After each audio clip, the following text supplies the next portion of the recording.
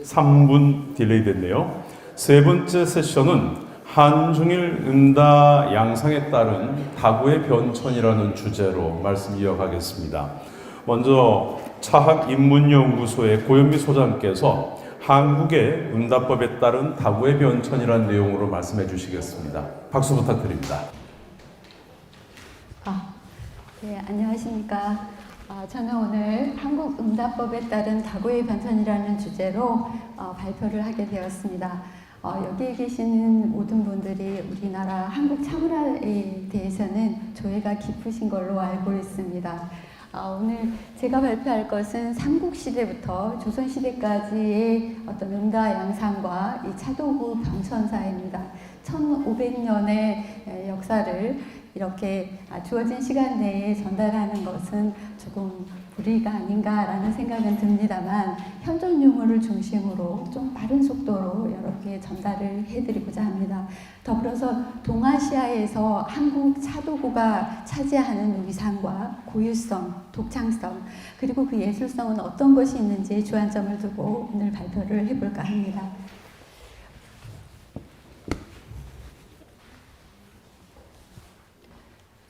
네, 크게 음다 방법에는 이렇게 세 가지가 있습니다. 제가 그냥 좀 서서 그냥 바로 진행하도록 하겠습니다.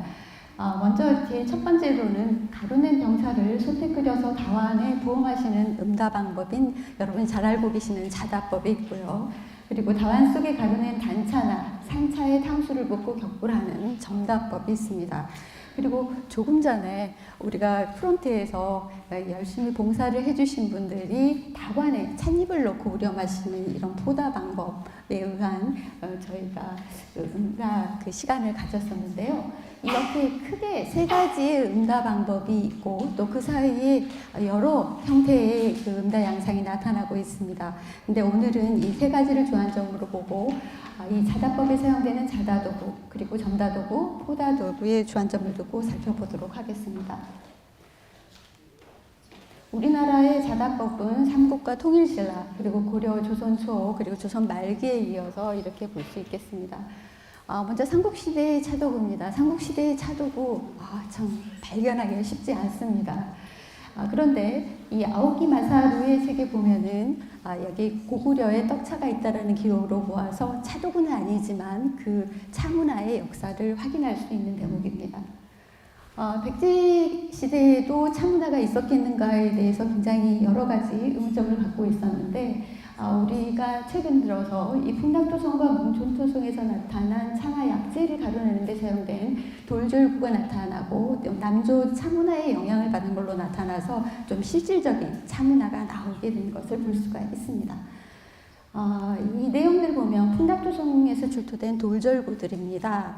이때 당시에는 특히 남조시대의 양생이 중요했습니다. 그렇기 때문에 약재를 가루냈고 그때 당시에 약용으로 쓰였을 가능성이 높은 그런 차도 가루를 냈을 것으로 보고 있습니다. 그런데 이와 유사한 돌절구들이 발견되었기 때문에 우리가 그 연원을 훨씬 더 이 한성백제 시대를 통해서 올라가게 됐습니다. 이것이 풍락토성 외에도 소근산성에서도 나타나고 있고요. 그리고 영탐문안의 경우는 이곳뿐만 아니라 여러 이 백제의 차문화 지역에서도 나타나고 있습니다. 그리고 이제 흑유 개수호입니다. 이 개수호가 차문화하고 별 관련성이 없을 것 같기도 하는데 이 시기에 액체를 담궜거나 아니면 갱처럼 좀 걸쭉한 형태, 혼저 갱음 형태의 이런 음료들을 담았을 것으로 이렇게 보고 있습니다. 이런 유물들이 나타난 것으로 보아서 이런 차문화들이 좀 확연하게 나타난 것을 확인할 수 있습니다. 신라의 경우는 여러분 잘 알고 계시는 가락기 661년의 제대상황, 그리고 이후에 그 이규보의 남행원일기의 원효방 이런 부분들이 나오고 있습니다. 물론 여기에서 점다라는 용어를 쓰고 있지만 이 통일신라 시대 때의 점다가 아니라 이규보 시대에 그 쓰던 용어를 사용한 걸로 봐서 이런 점들은 좀 주의가 필요하다라고 봅니다. 따라서 삼국시대의 음다 방법을 어떻게 규정할 것인가 고민이 됩니다. 유물은 별로 한정되어 있고요. 그래서 저는 이것을 초기 자다법이라고 규정을 했습니다. 이 시기에 보면은 이렇게 절구에 차를 이렇게 가로내고 그리고 여기에 음료들 아마 여기서는 아마 차만이 아니라 약재도 같이 혼용해서 이렇게 넣어서 이렇게 호에서 이렇게 완으로 이렇게 따라 마셨지 않겠나라고 이 현존 유물을 통해서 이렇게 유추할 수 있는 대목입니다. 통일신라 시대의 차도구입니다. 먼저 사선은 신라 시대까지도 소급해 올라가고 있지만 근래 들어서 7세기 효성왕대설이 폭넓게 수용되고 있어서 본보에서는 이 통일신라 시대에 포함을 하였습니다. 여러분이 그 차문화사에서 항상 보고 있는 이런 한송종의 다조, 석조, 물과 불을 다루는 다구는 대부분 이렇게 석재로 되어 있는 것을 확인할 수가 있습니다. 김극기 그리고 이곡 전부 다 고려시대 문헌에 나타난 통일신라 시대 때의 어떤 자도구에 관련된 내용이라고 볼 수 있습니다. 이것은 이제 복원된 겁니다. 당시의 것이 아니라. 그리고 우리 한국 차문화 역사상 최초로 다구, 이 차도구가 나타난 것은 삼국유사입니다. 오늘 오전에 발표하신 선생님들께서도 충담사를 얘기하셨는데요. 경도방 충담사조에 다구라는 용어가 한국의 차 관련 문헌에 처음으로 등장합니다. 물론 그 이전에 760년에 이 도솔발 부분에서 풍다 1습을 이 차 세트로 봐야 되지 않겠는가라는 용어도 있습니다. 이런 해석들도 있지만 정확하게 다구라는 용어가 나온 건 765년입니다. 이 시기는 굉장히 중요합니다. 765년은 유구가 다경을 쓴 초고를 쓴 시기입니다. 아직 출간이 되기 전이죠. 따라서 우리는 통일신라 시대 때 어떤 다경의 영향을 받기 이전에도 충분히 우리식의 응답 방식이 있었고 우리 다구가 있었고 다구함이 있었다라는 것을 입증해주는 아주 중요한 사례라고 볼 수 있습니다. 안압지, 지금은 동궁과 월지라고 불리우죠. 여기에서 여러분이 많이 보고 있었던 언정나양, 그죠? 이 말이 바르면 영화롭다라는 뜻을 가지고 있습니다. 그래서 이것을 유자라고 보기도 합니다만 이 토기는 지름이 16.8cm입니다. 굉장히 큰 넓은 완인 걸 볼 수가 있죠. 이외에도 이 명문토기, 이게 글이 많이 있는 이 신심용왕은 재래신앙과 관련된 것을 보는데 이것도 역시 16cm 정도 됩니다. 풍로 형태로 여기서는 충분히 여기서 음료들, 이 차 음료를 이렇게 끓였을 수도 있겠다라는 것을 보여줄 수 있는 좋은 사례라고 봅니다. 우리가 이런 토기를 사용만 했던 건 아닙니다. 물론 자기를 만들 수 없는 시대였지만 수입자기가 많았습니다. 여기에 있는 것은 앞부분에는 안압지에서 출토된 거고요. 뒤쪽에서는 국립익상박물관, 즉 미륵사지에서 출토가 됐습니다. 밑에 나와 있는 것처럼 이 안압지뿐만 아니라 이 황룡사지에서 이 부여, 광양, 완도, 제주까지 거의 통일신라 시대의 전역에서 이 출토가 되고 있습니다. 그만큼 이 수입자기, 장보고의 그 해상무역을 통해서 등장한 이러한 이 원료 총자관, 형료 백자관이 당대의 그 차문화가 이렇게 많이 수용이 되고 폭넓게 사용된 것을 볼 수가 있습니다. 사원의 응답 방법은 아주 많습니다. 미륵신앙과 그리고 여기 나오는 여러 문수보살 신앙과 관련된 그 자료들이 나오는데 차와 관련돼서는 몇 가지 되질 않습니다. 요즘 이 문수보살상을 보현보살상으로 다시 이렇게 바꿔서 이렇게 부르고도 있습니다만 어쨌든 석굴암의 이 불조상이 들고 있는 저 잔이 무슨 잔일까? 이게 찻잔이라고 보기는 어렵지 않겠는가? 왜냐하면 앞서 보았던 대부분의 완이 질은 16cm 이상의 굉장히 넓은 완이거든요. 그렇기 때문에 이것을 요즘 들어서 마시는 포다용 그 찻잔 같다, 이게 있었겠는가에 대해서 의문을 많이 갖고 있었습니다. 그런데 다행히 안압지에서 이렇게 입질은 8.9cm에 상당히 그 유사한 이 찻잔이 나옵니다. 그리고 시기도 석굴암이 이렇게 조성되었을 때 보조상 8세기하고 동일한 시기의 이 토기잔이라서 충분히 이것에 대해서는 입증을 할 수가 있다고 볼 수 있겠습니다. 하동 가시면 여러분 진감선사 대공탑비 보셨을 겁니다. 여기에는 중국차를 가루내지 않고 끓이는데 석부, 돌솥을 사용했다라는 내용이 나옵니다. 이를 통해서 우리는 이 차를 가루내는 답법도 있었지만 가루를 내지 않는 응답 방법도 통일신라 시대 때 같이 양방으로 공존하고 있었다라는 것을 저희가 확인할 수가 있습니다. 연다도구가 이미 한성백제 시대 때 다구, 석재로 된 게 나왔습니다. 그리고 이것은 이 완경유적에서도 유사한 것들이 나와서 초반에는 이게 사용되다가 이 통일신라 말기에는 철제연이 등장해서 좀 더 정교한 가루를 내는 연다도구가 같이 등장한 것을 저희가 확인할 수 있습니다. 창녕 화항산성에서 나왔고요. 그리고 여기에서는 부소산성에서 출토됐는데 이것은 고려시대 초기까지도 이렇게 상환되고 있습니다. 그래서 이제 연다도구의 흐름이 다구에서 다연의 흐름으로 가고 있다는 것을 저희가 확인할 수가 있습니다. 그럼 통일신라 시대의 응답 방법은 이렇게 양방의 자다법이 있었던 걸로 보입니다. 차를 가루내어 솥에 끓이는 법, 그리고 가루내지 않는 이런 방법이 있고, 석재다구에서 철제다연으로 이렇게 변천된 것을 볼 수 있습니다. 그래서 현존유물을 통해서 바라본 통일신라 시대 때의 자다 방법은 물론 초기에는 완경유적에서 이렇게 발견된 것과 같은 다구, 석재 다구도 있었지만 후반에 가보면 철제연, 좀 더 정교해지는 이런 분쇄 도구인 연다 도구가 등장해서 차를 가루냈고요. 그런 한편 이 진감선사 탁비에 나와 있는 것처럼 가루를 내지 않는 방식도 있었습니다.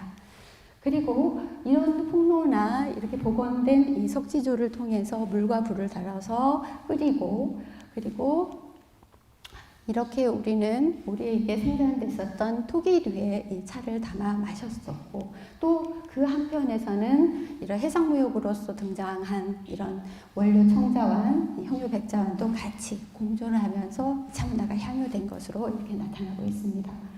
그럼 고려시대로 가보겠습니다. 자, 그럼 고려시대의 차도구를 한번 살펴보면요. 오랜 역사만큼이나 많은 차문화들이 남아있지만 아쉽게 차선은 없습니다.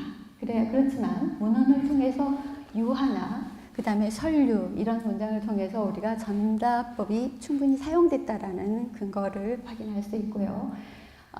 이 고려비색 천하제일이라 했을 만큼 청자가 번성한 시대였습니다. 먼저 우리 고려시대의 찻잔과 다탁을 다 알고 계시지만 조금 특징적인 것을 한번 살펴보도록 하겠습니다. 고려사 중형주대의 중형을 내릴 때 차를 임금에게 올리는데 칠품 내시가 뚜껑을 열어주고, 그래서 일반 다완을 사용했을 줄 그렇게 생각을 하고 있었지만 이렇게 왕실에서는 뚜껑이 있는 다완을 사용했다라는 걸 알 수 있습니다. 이런 형태의 유계합이 있습니다. 그래서 이 찻잔용 유계 잔 그리고 유계 탕잔들이 충분히 있어서 사례들을 충분히 확인할 수가 있습니다. 또 고려문헌에는 이렇게 다양한 구완, 화구, 화자 등이 등장합니다. 비색청자뿐만 아니라 이후로 상감청자, 철제청자, 동체청자 등 아주 다양한 이 청자완들이 이렇게 등장하고 있습니다. 다탁을 보겠습니다. 고려시대에 준한 중국의 송원대와 일본의 가마쿠라 남북조 시대의 다탁은 거의 대부분 칠기 다탁으로 이루어졌습니다. 우리나라는 거의 이것이 등장한다라고 찾기가 어려운데 다행히 안동 태사묘에서 하나 나왔습니다. 그래서 주칠탁잔이 이렇게 등장하고 있고요. 이렇게 위에 잔과 같이 세트로 되어 있습니다. 대구에서 가까우니까 또 언제 한번 보시면 좋겠습니다. 근데 이 탁잔을 제외하고는 거의 대부분 이렇게 다탁은 청자, 이렇게 동체지만 이렇게 자기 소재의 이렇게 다탁이 있습니다. 이것은 동아시아의 차문화에서 고려만이 보이는 아주 독창성이다. 물론 정렬할지 몇몇 곳에서 중국이나 일본에서도 자기 소재도 있습니다만 이렇게 압도적으로 이 자기 소재를 사용한 것은 고려밖에 없다라고 제가 자신 있게 말씀을 드릴 수 있습니다. 자, 그러면 앞서서 나카무라 스님께서 발표하실 때 일본 교회사, 외국인 눈에서 본 일본의 차문화사는 굉장히 좀 독특했다. 그런데 우리 고려 차문화를 본 북송대의 이 서장관은 어떻게 우리의 차문화를 봤을까요? 궁금하시죠? 네, 그 두 분 다 휘종대의 사신이었습니다. 그러다 보니 저희가 휘종덕을 좀 봤습니다. 그만큼 차의 조예가 깊은 분답게 서장관들도 차에 대해서 좀 심오하게 많이 기록을 했습니다. 손목의 계림유사입니다. 일종의 계림유사는 발음사전이다 라고 보시면 됩니다. 중국어로 되어 있는데 고려 발음으로는 어떻게 했는가라는 것입니다. 이 차시를 고려 사람은 차술이라고 불렀다라고 이렇게 기록이 남아 있습니다. 이때는 차선이 아직 등장하기 전인 1103년입니다. 그래서 차시가 등장한 것 같은데 이후로도 차선을 발견하기는 고려시대는 쉽지가 않습니다. 그러면 이 차시는 어떻게 사용할까? 좀 궁금합니다. 저희는 차서가 없으니까 중국의 최양의 다록을 통해서 한번 살펴보도록 하겠습니다. 여기 전비가 나옵니다. 동전이죠. 동전전자를 넣어서. 그래서 비는 숟가락이니까 동전 숟가락으로 차의 양을 이렇게 측정한다라고 나와 있습니다. 그러면 이 동전 숟가락을 어떻게 사용하는지에 대해서는 일제강점기 때 이황과 박물관을 방문했었던 나카오 만조에 의해서 이렇게 처음으로 설명이 됩니다. 나카오 만조는 청태전이라는 이름을 남기기도 했죠. 우리나라에서. 도자학자이자 약학자이기 때문에 이 분야에 굉장히 전문가이십니다. 근데 이분이 이황과 박물관을 발견했는데 딱 보니 이 동전면으로 차를 측정하고 뒤끝에 작은 고리로 돌려서 격불한다. 이렇게 본인의 논문에 쓰고 있습니다. 카메라가 없었던가 봅니다. 이분이 직접 그려서 1933년 그의 논문에 실었습니다. 고려 차시를 설명하면서요. 자, 그래서 여기 보면은 위에 개원통보라고 붙어 있습니다. 지금은 계량 스푼을 사용하지만 예전에는 이 계량 스푼 대신에 동전을 사용했습니다. 이 동전 위에 가루를 올리면 3.75g 그랬기 때문에 일종의 스푼 역할을 했던 것을 알 수가 있습니다. 지금 국립중앙박물관에는 이렇게 귀한 차시들이 남아 있습니다. 제일 앞에 하단에 개원통보라고 쓰여 있는 동전 전 시가 있고요. 은제차시, 구리차시가 있습니다. 그리고 이것을 격불하면은 뒤쪽으로 격불하게 되면은 이렇게 꽃 모양 같은 것이 이렇게 비칩니다. 저희 눈에 볼 때는 워낙 고운 차선으로 이렇게 하다 보니까 별로 감동이 안 드는데 여러분 고려인이 한번 되어 보시겠습니까? 처음에는 정말 녹색밖에 없는 그런 차탕이 이제는 저렇게 차술, 브리다술로 격불을 한 뒤에 꽃이 피었다. 아마 그들에게 처음에는 이것이 너무나 놀라운 경외감을 주었을 것입니다. 그래서 온유랄지 여러 가지 이런 용어들이 나오겠습니다.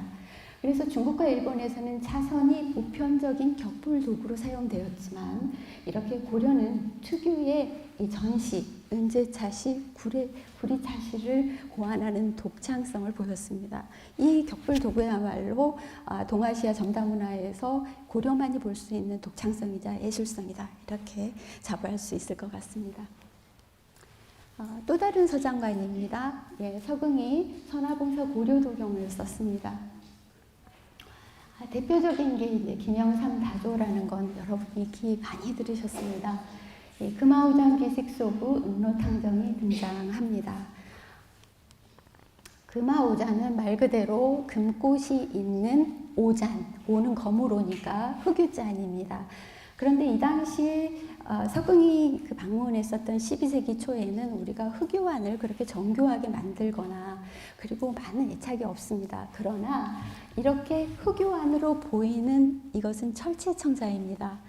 이런 그 기법이 훨씬 더 많이 발전했고요. 그리고 저 노란 바탕에 금만 입힌다면 금화우잔으로 볼 수 있지 않을까요?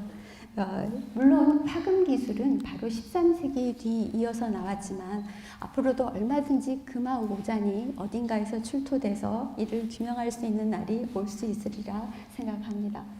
청자탁자는 정말 비색으로 승부할 수 있는 작은 소구이기 때문에 앞서서의 우리 선화봉사 고려 도경에 나와 있는 내용들을 어느 정도 입증할 수 있다라고 볼 수 있습니다. 이제 우리가 연타도구를 한성백제 시대 때의 다구, 석재에서 통일신라 말기에서 고려 초기에 있는 철제 다연까지 왔습니다. 그런데 12, 13세기가 들어가면 이 연다도구가 변화가 옵니다. 연은 보이지 않고 다마가 등장하게 됩니다. 보시는 바와 같이 인로의 승원다마, 이규보의 사인승 다마에 나타나고 앞서 나와 있는 산해사지까지 불교 사원에서 모두 이 다마가 출토된 특징들을 가지고 있습니다. 이인로의 이런 승원 보이고요. 산해사지 출토 이런 그 다마들이 나와서 점사 연다도구의 마지막 마무리를 하고 있습니다.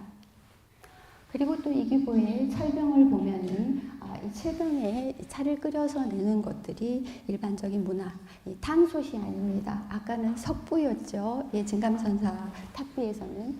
그리고 이런 철주자가 쾰른 박물관에도 있고요. 그리고 청동주자가 이렇게 괴산 광덕리뿐만 아니라 여러분의 국립중앙박물관을 비롯한 여러 박물관에 이런 청동주자를 발견하는 것은 어렵지 않습니다. 그리고 귀면 청동로가 있습니다. 이제 풍로죠. 그래서 귀면을 앞부분으로 한 특이한 상황이라고 봅니다. 저희가 통일신라 시대 때 수입자기는 원료의 청자환, 그 다음에 형료의 백자환이었습니다. 이게 다경에서 가장 좋은 찻잔으로 칭했었습니다. 그러면 송대에서 최고의 찻잔은 건요의 토잔입니다. 휘종도 그렇고 모든 사람이 최고다라고 얘기를 하지요.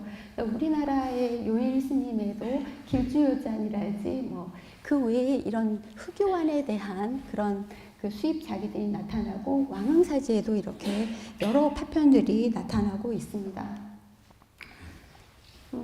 이 시기 건요 흑유자는요.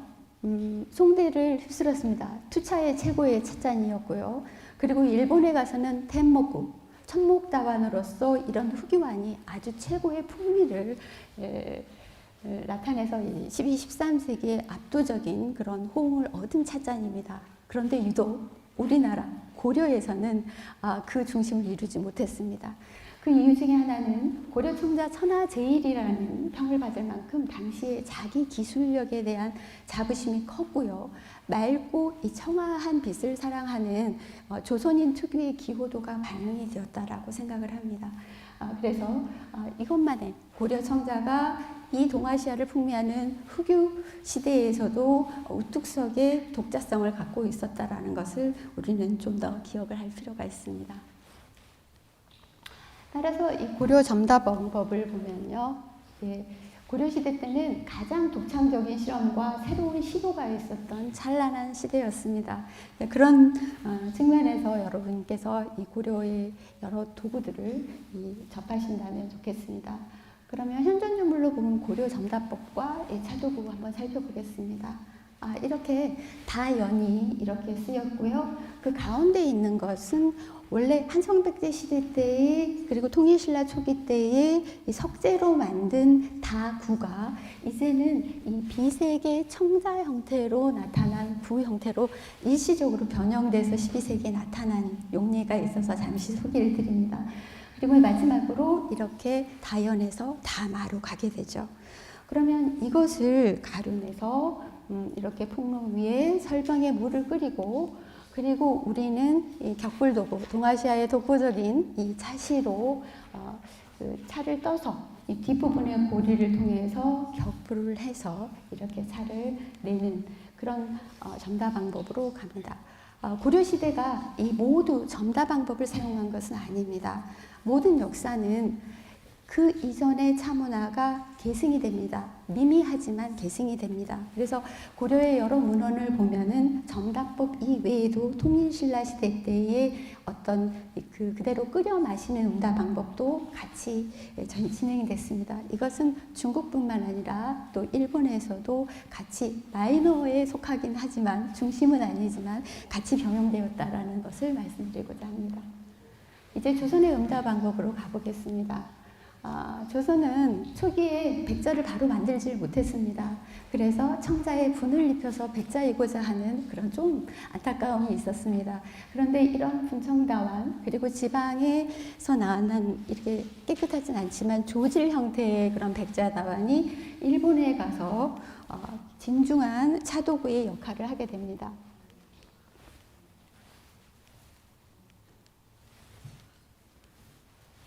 네, 인화다완입니다. 이 도장처럼 꼭꼭 찍는 것을 일본에서는 미시마라고 불립니다. 이것은 이 천황사 옥회기에서 이렇게는 상도라고 한 미시마라고 불리우는 것이 1566년에 등장하고요.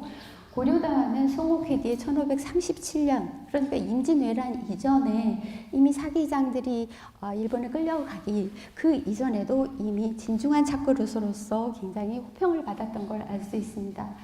기자의 문 이도라고 불리우는 이것도 역시 천황사 옥회기 1578년 임진란 전에 이렇게 이미 정호다완이라는 명칭으로 호평을 받았습니다. 우리나라에서는 그렇게 이 정도로 이렇게 호평이 되지 않은 시기였습니다. 그런데 이렇게 일본 가서 이렇게 진중한 차그릇으로서 차례에 나왔다라는 것은 19세기 이경의 오주연문 장전 상고를 통해서 우리 조선의 말기에선 전부 다 알고 인지하고 있었던 걸로 보입니다. 그런데 갑자기 조선 중기에 차선이 등장합니다. 저희가 고려시대 문헌에도 그렇게 차선을 발견하는 예가 거의 없습니다. 차시가 중점적인 나라였기 때문에. 그런데 왜 갑자기 등장했느냐? 이 두 번째 줄에 보면은 조선 중기 16세기에 주자 가래가 간행되면서 이렇게 남송대 응다 방법을 알 수가 없습니다. 주자는 남송대 사람이고 그때 가묘의 재리를 이렇게 지내는 것이 문인 사대부에서 굉장히 중요한 덕목이었고 또 국가적인 성리학 기반을 좀 더 확산시키는데 큰 역할을 했습니다. 주자가 살던 시대는 남송대고 남송대의 전다법으로 기록을 해놨습니다. 그래서 이 조선 중후기 18세기까지 이 많은 사람들이 차선이 무엇인가요? 문답서들이 오고 갑니다. 알 길이 없죠. 몇백 년이 지났으니까요. 그래서 다시 조선 중기에 소환이 됩니다. 이 전답법과 차선이. 그래서 김장생은 이 가래진남에 이렇게 차선을 이렇게 씁니다. 직접 본인이 만든 것이 아니라 상상해서 대나무로 만들었다고 격부를 한다니 아마 서생이다 보니 이렇게 분 모양으로 이렇게 만드는 것입니다. 그래서 밑에 차선과 답탑은 나의 생각으로 추측하여 그린 것이다. 이렇게 기록을 하고 있습니다. 따라서 여기에 갑자기 전다법이 대유행을 했다기보다는 주자 가래 때문에 이 당시에 문답서, 서신으로 주고받은 것이 문집으로 남으면서 이때 당시에 다시 환기가 된 걸로 나타나고 있습니다. 우리 응답 방법은 사실 조선시대에 가면 바로 포다 방법이 나올 줄 알았는데 포다 방법은 그렇게 쉽게 나오질 않습니다. 그래서 조선 후기 들어서 차서와 차그림, 차도구 통해서 그러면 우리 포다 방법은 도대체 언제 정도 시행이 됐는가에 대해서 좀 접근을 해봤습니다. 이훈의 부풍향다보랑 다신전이 있습니다만 그림으로 남아있는 부풍향차보를 보면 부풍향차보는 부풍이 부안의 옛 이름이죠.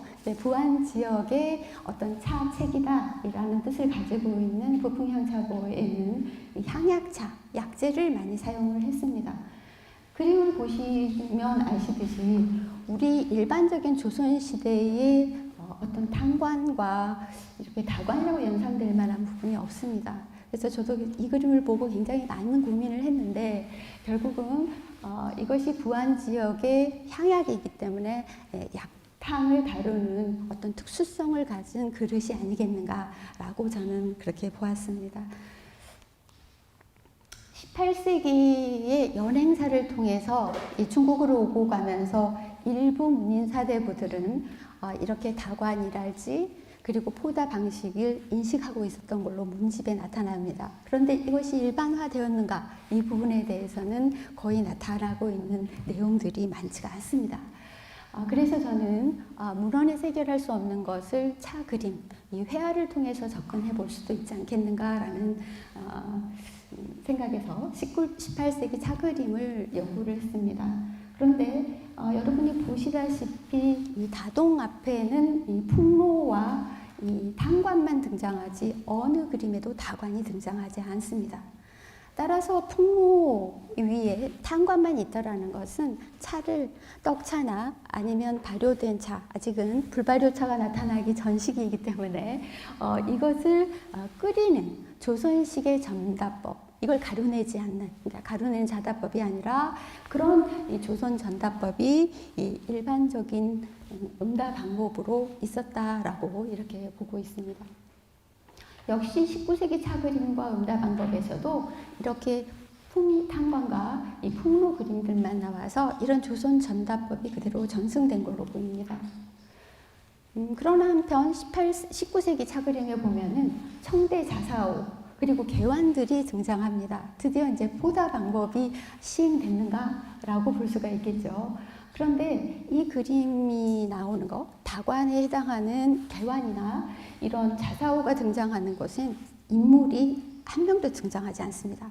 오로지 책가도 김영도와 같은 완상용, 감상용의 그림에만 나타나고 있는 걸 볼 수가 있습니다. 그런데 다행히 19세기에 이러한 다관들이 등장하고 있어서 우리가 실물로 이렇게 확인이 가능합니다. 그런데 여기서 우리가 의문을 들 건 그림에서는 분명히 저렇게 중국 이 자사오와 개환이 나타났으면 저런 식의 영향을 받아서 조선 다관이 등장했을 텐데 실제적으로는 이런 기형이거든요. 사실 이렇게 횡파형으로 나타나는 기형은 일본의 그 센차도의 중흥조라고 할 수 있는 다이사오의 기흥관 그리고 모쿠베이의 이러한 백자관, 큐스라고 불리우기도 하는 이런 것들이 나타나고 있습니다. 물론 일제강점기에 이러한 큐스들이 많이 등장하고는 있지만 지금 가운데 보시는 조선 후기의 다관은 19세기 중후기에 나와 있습니다.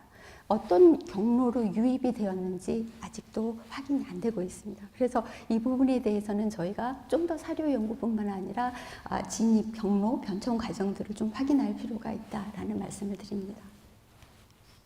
또 하나 그림 중에 하나 특기할 것은 18, 19세기의 차 그림은 대부분 실외 공간에 풍로가 등장합니다.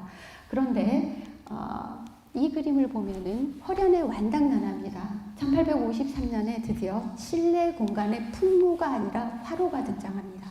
이건 굉장히 중요합니다. 밖에서 다동이 다루던 차가 일반에 김정희로 유추되는 완당나라 제목이니까요. 이렇게 부젓가락이 꽂혀 있는 상태의 저는 화로와 그리고 찻주전자가 있는 걸 볼 수 있습니다. 여러분 이 그림이 익숙하지 않습니까? 70년대 80년대 시골에 가보면 할머니 할아버지 방에 있었던 그런 화로들입니다. 이때 이후로 그리고 또 여러분이 사찰에 가보면은 지금 서남사 위에서도 가보면 있습니다.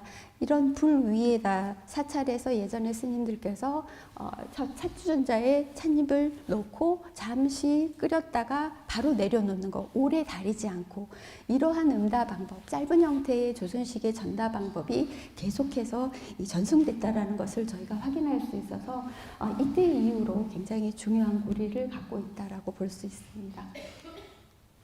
따라서 조선의 응다 방법은 고려의 그 집중적인 전다법과 달리 상당히 다양한 형태가 등장합니다.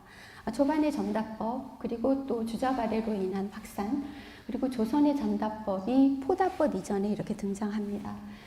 이것은 사실은 과도기적인 응답 방법인데 이건 우리나라뿐만 아닙니다. 중국과 일본에서도 바로 포다 방법으로 전환이 되지 않고 그 중간 단계의 차가 나옵니다. 포다 방법으로 전환이 되려면 끓이지 않아도 쉽게 용출이 되는 제사법이 충분히 지원이 되어야 합니다. 다신전이 비록 나오지만 초이가 만든 차가 초반에 대부분 떡차였습니다. 잎차가 막 그렇게 많지가 않습니다.